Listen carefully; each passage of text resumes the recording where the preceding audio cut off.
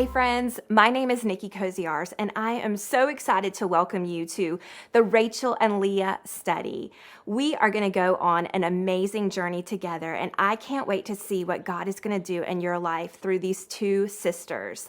Now listen, I had studied the story of Rachel and Leah before, but I was amazed at the things that I uncovered in their story. Crazy things, wild things. But from the very beginning of their story until the end, I saw this thread of struggle, and it was the struggle of comparison. And what person hasn't struggled with comparison, right? I mean, you definitely have been there when you're standing at the locker looking at the girl next to you, or you're trying out for the basketball team and you're looking at everyone else's skills, or it's prom queen nomination day and you're facing this seed of comparison. And see, I don't know that there is a woman in this world who hasn't struggled with comparison, okay? I think we've all been there together. But I don't know that we always are really honest about the question comparison brings into our lives. And so as I've been studying this, I uncovered a question, a quiet question that I think we ask when we compare ourselves to the person to the left or to the right or in front of us or behind us. We would not dare ask this question in our small group settings. We wouldn't ask it to our friends or our moms or our aunts or grandmothers. We also probably wouldn't even write it down in our journals. It's this quiet question of, why her? And see, on the opposite side of that why her question is really the opposite question. Why not me? What's wrong with me? Am I not good enough just the way that I am?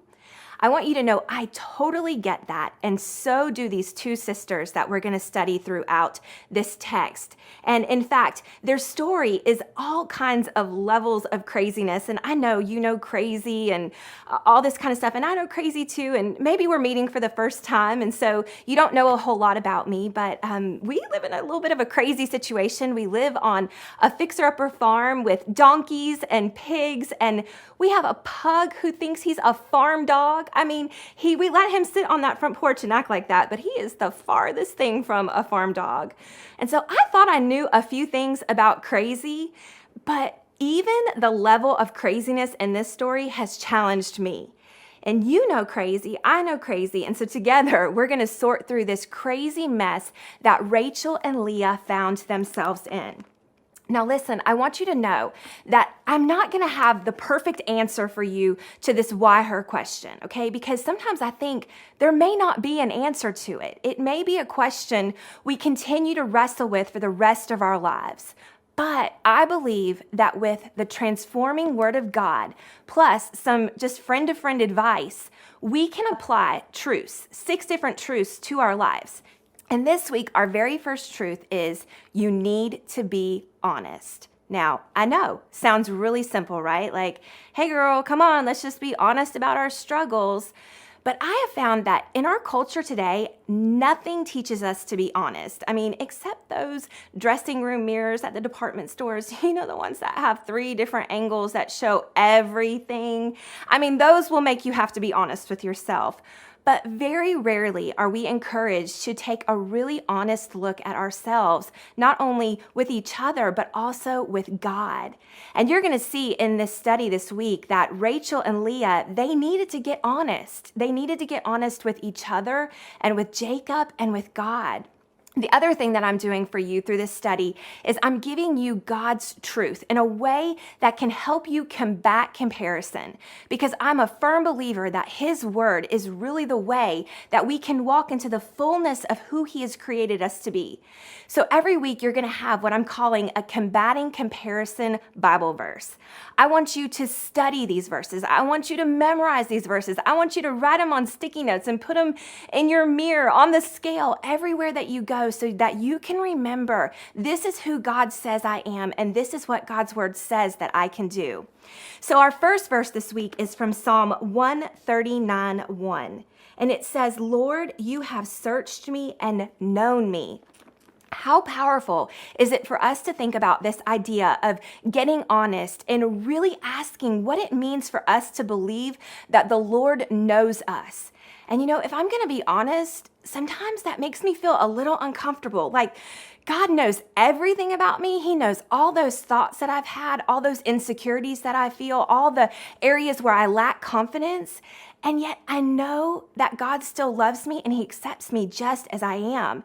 And so this week, as you are memorizing that verse, Lord, you have searched me and known me, I want you to remember that he is constantly searching our hearts and he's looking for those things that he can help pull out of us to help develop this character to match these callings, these assignments that he has given you and I in this generation today. I know sometimes when we're doing a Bible study, we get so caught up with our to-do list, but I want to go ahead and just set you free right from the beginning.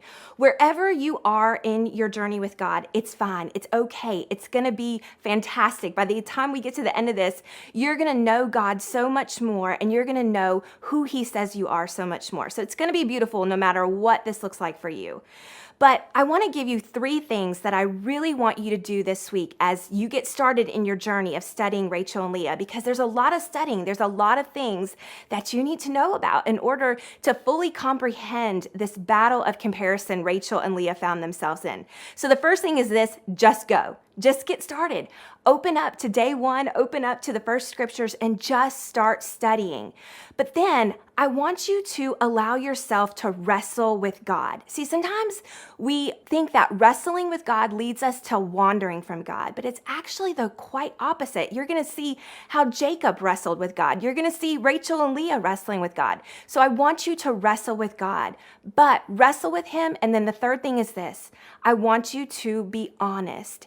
And I want you to get to this place where you're willing to admit this struggle of comparison. I meet women all the time who sometimes say things like, oh, that's not my struggle. That's not my issue. And that's okay to be in that position, but the reality is denial has never really worked out well for anybody. And so this week, as we dismiss denial and dishonesty and we invite the transforming honesty of God into our lives, we're going to see powerful things start to happen in our lives. So friends, I will see you on the pages of this study, and I'll see you back here again next week.